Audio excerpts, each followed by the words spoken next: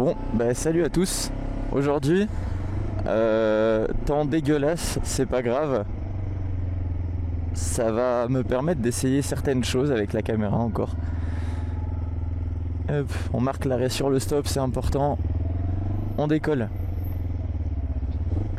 Donc j'ai 2-3 petits trajets à faire, je vais en profiter pour vous parler de ma moto, de la Kawasaki ER5. Du coup la mienne c'est une 2001, une ER5 Twister phase 2.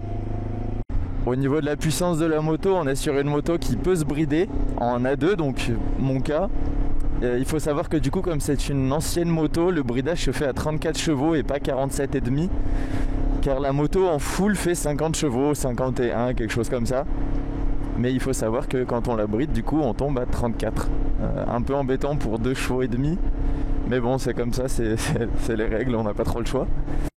Comme je le disais, c'est une moto qui est super bien pour apprendre. C'est une moto qui a été utilisée de nombreuses années en moto-école. Elle est un peu lourde, mais le poids est vachement bien réparti, donc ça permet d'avoir une très très très bonne maniabilité. On sent vraiment pas le poids. Quand tu l'emmènes dans les courbes, ça suit bien. Bon, c'est pas une moto sportive, hein. Mais ça suffit amplement à pouvoir se déplacer au centre-ville et en extra-urbain même, hein. Faire des petites sorties, rester 4-5 heures sur la moto, pose aucun problème, elle assume complètement. Même si, je vous l'avoue qu'au niveau consommation, ça boit. Il faut savoir que j'ai un réservoir donc de 12 litres, plus 4 litres de réserve. Et le tout cumulé, je fais environ 300 km. Donc ça nous fait à peu près du 6 litres au 100, 5-6 litres au 100, quelque chose comme ça. Et ça boit, on va pas se mentir. Du coup c'est une bicylindre à plat de 500 cm3 à carburateur. On n'est pas sur de l'injection, ce qui lui vaut le fait de consommer autant. Et d'avoir quelques petits retours d'allumage très très sympa à l'échappement. C'est rigolo, ça fait un petit peu du bruit, même si des fois ça peut être embêtant parce que c'est pas un avion de chasse non plus la moto, hein. Oh, il y a la police. Mais en tout cas voilà, moi c'est une moto que je conseille énormément car peu cher d'entretien, peu cher d'achat et qui franchement est super intuitive. C'est une moto japonaise, tu montes dessus, t'as l'impression de l'avoir conduite toute ta vie en fait. Et c'est génial, ça me fait fortement penser à de la Honda. D'ailleurs dans ces années-là, Honda et Suzuki avaient sorti des motos très similaires, c'est les mêmes. Il y a vraiment juste l'écusson qui change et 2-3 petits trucs, mais c'est les mêmes motos. Du coup c'est vraiment incroyable. Donc là j'en profite, je vais aller me diriger à Lidl, j'ai 2-3 petites courses à faire.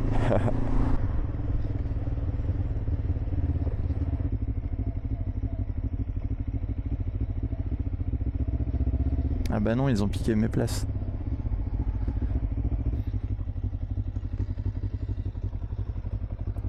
Hop. Allez, je vous reprends juste après. Bon, ça y est, les petites courses sont finies. Reprenons la route. On va rouler tranquillement jusqu'à se rendre à un petit endroit sympa pour pouvoir se poser et parler sans bruit environnant. Du coup, je vous ai fait un petit sondage sur mon compte Instagram. Pour ceux qui ne me suivent pas encore, c'est GoucheTDI sur Instagram, je l'afficherai en bas. Donc j'ai fait un petit sondage pour savoir la durée des vidéos que vous préféreriez. Moins de 10 minutes, plus de 10 minutes, ou alors peu importe, parce que je sais qu'il y a certaines personnes regarder du motovlog, oui, mais pas plus de 5 minutes par exemple. Juste ils veulent aller droit au but, qu'il se passe des trucs un peu partout, que ça soit super dynamique. Et d'autres personnes qui pourraient regarder des vidéos de 40 minutes, vraiment presque même sans parler, rien, juste à regarder quelqu'un rouler en moto. Donc c'est pour ça, j'aimerais savoir un peu votre avis là-dessus, ça pourrait être plutôt cool. Donc je suis resté une petite période de 2 semaines sans faire de vidéo à cause du manque de matériel. Du coup le micro cravate, waouh, j'ai failli glisser là. Le micro cravate que j'ai pris donc avait un adaptateur micro USB-C qui ne fonctionnait pas. Enfin donc pardon, USB-C vers jack 3.5 et il ne fonctionnait pas. Donc du coup ce qui s'est passé c'est que je suis allé en acheter un autre au magasin. Celui-ci fonctionnait, néanmoins ça ne marchait pas sur la caméra. Donc j'ai dû commander sur internet l'adaptateur exprès Insta360 Ace micro. Donc c'est un petit adaptateur qui se présente sous la connectique USB-C. Donc ça se clipse à la place du petit tiroir qui protège la carte SD et l'USB-C. Et ça vient tout simplement se clipser dessus et ça tout fait une sortie USB-C et jack 3.5. Je ne saurais pas vous dire la norme du jack. Je sais que c'est du 3.5 mais la norme, j'en sais rien. Mais voilà, du coup ça veut dire que maintenant c'est bon, les vidéos peuvent être tournées avec mon son. Je suis content, je suis très très très content parce que j'attendais ça depuis un petit moment. Et le fait que je reçoive le micro et que ça fonctionne pas, ça met la petite boule au ventre, on va pas se mentir. Mais c'est bon, tout fonctionne. Et j'en suis content. Petit papy à 800 avec son petit maxi scooter là. C'est quand je vois ce genre de paysage que je me dis ça serait vraiment quand même dommage de pas avoir le permis moto dans cette zone. On est quand même sur une très très belle région. Du coup, pour ceux qui me connaissent un peu, vous devez savoir que je suis situé dans les Hautes-Alpes. Et vous devez savoir aussi, du coup, ce qui concerne la loi hiver, ou la loi montagne, je sais plus exactement. Mais ça signifie que du coup, au bout de mi-octobre, donc la période dans laquelle on est, les auto-écoles ne font plus passer de permis moto à cause des restrictions de température et de neige. Donc ça veut dire que pour les gens qui veulent passer le permis moto, de octobre jusqu'à mars ou avril il me semble, on peut pas. Donc ça veut dire que c'est uniquement 7-8 mois de moto dans l'année et 6 où on peut... 6 non, qu'est-ce que je dis ? Non, ça fait 5 mois durant lesquels on peut pas passer le permis moto. Et même nous, pour rouler tout court dehors, ceux qui possèdent déjà le permis, c'est compliqué. Il fait pas forcément beau. Bon là ça va, il fait pas moche, mais la route est complètement mouillée. Et les températures descendent vraiment très vite.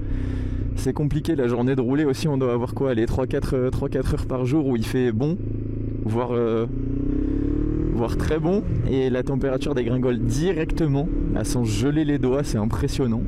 Mais c'est pas grave, hein. C'est la région qui est comme ça, il faut s'y faire, il faut s'y adapter, c'est tout. Il y a une petite odeur de barbecue, je sais pas qui est-ce qui fait griller ces petites merguez là, mais ça donne faim. Limitation à 45, attention, hein, c'est pas 50, 45 pile.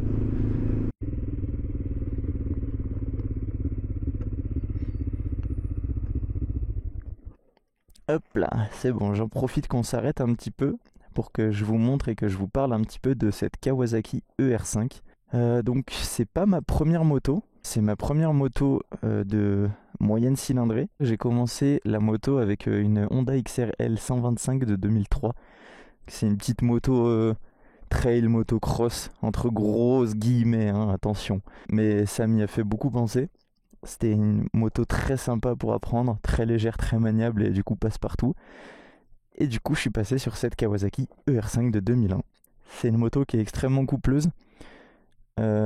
Peut-être un peu trop de frein moteur, ce qui lui ponce le pneu arrière, la bande de roulement au milieu incroyablement vite. C'est assez embêtant, mais franchement ça le fait très bien. Comme vous pouvez le voir, c'est une moto qui est assez fine, plutôt longue, mais relativement lourde. Mais du coup ça fait que le poids est vachement bien réparti. On est à 200 kg tout plein fait, il me semble, 210, quelque chose comme ça. À vide on doit être à 195 kg, quelque chose comme ça. À l'arrière, je suis monté en 130, donc autant vous dire que c'est un petit vélo. Franchement, c'est quelque chose de très très très maniable. Donc comme vous pouvez le voir, il y a quelques petites choses qui ont été modifiées sur cette moto. Pas grand chose niveau mécanique, même voire pas du tout, uniquement de l'esthétique. Donc j'ai la ligne d'échappement qui a été changée. Je suis en Yoshimura. Alors je pense que vous pouvez le voir, ça m'a pas l'air d'être une vraie ligne Yoshimura, mais si ça l'est c'est tant mieux, mais je pense pas que ça le soit. Mais bon, c'est pas grave. Faut savoir aussi que l'ancien propriétaire du coup a modifié le carénage à l'arrière. Normalement c'est une seule et même pièce qui part d'ici, hop là, touc, et qui vient se rassembler à la fin. Et donc ça a été modifié pour des raisons que j'ignore. La selle aussi a été changée, on est sur une selle confort qui a un petit peu pris le soleil, un peu craquelé et tout, mais c'est pas grave. Mais c'est une moto qui franchement me régale, que ça soit au niveau confort de route, que ça soit en accélération, en maniabilité et tout. C'est une bonne première moto, une très très bonne première moto. C'est tout simple, moi je recherchais une moto qui soit facile à manier, facile à apprendre à conduire, pas cher d'achat, ni d'entretien, ni d'assurance. Une bonne première moto au final. Si jamais je venais à tomber avec cette moto, je verrais pas un billet de 8 à 9 000 euros partir en fumée comme ça. Mais bon, je ne suis pas encore tombé, je me le souhaite pas, du moins avec cette moto. Mais en tout cas, c'est une moto que je ne peux que conseiller. Et c'est une moto qui vous apprendra la mécanique si jamais vous n'avez pas de connaissances là-dedans. Ça se fait très bien, ça se démonte comme un Lego, ça se remonte un peu plus difficilement que le démontage forcément, mais ça se fait très très bien. Sur ce, on va reprendre un petit peu la route.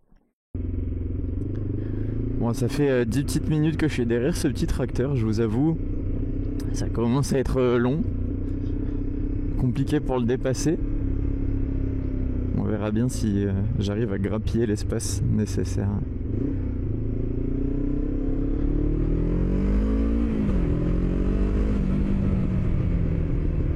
Et bien enfin, voilà, réussi à le dépasser.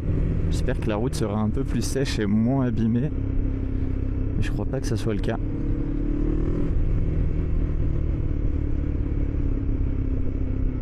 Enfin voilà, je pense vous avoir un petit peu tout raconté pour cette première vidéo motovlog où je vous parle de ma moto, je vous parle un peu des formats de vidéo.